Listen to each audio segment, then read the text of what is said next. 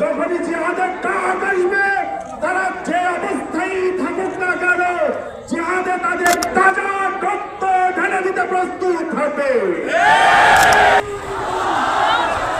লেজ গুটিয়ে পলায়ন করেছে।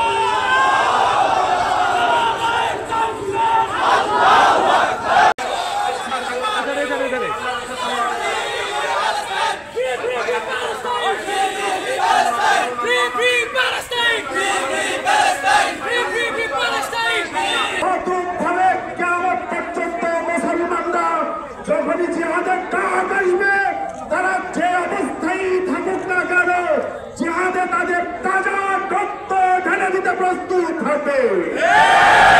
সংগ্রামী তাওহীদি জনতা, পরাশক্তি আমেরিকা দীর্ঘদিন যুদ্ধ করেছে ফিলিস্তিনের উপরে।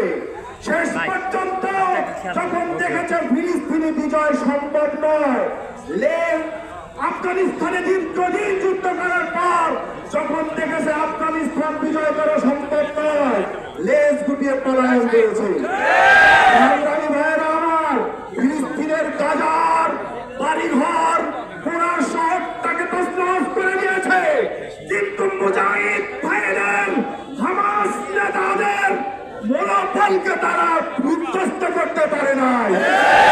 দীর্ঘদিন যুদ্ধ করার পর যখন দেখলো এই ফিলিস্তিনে বিজয় সম্ভব না, তারা তখন এক প্রহসনের চুক্তি করে মুসলমানদেরকে আবার গাজায় ফিরে আসার আহ্বান জানাইল।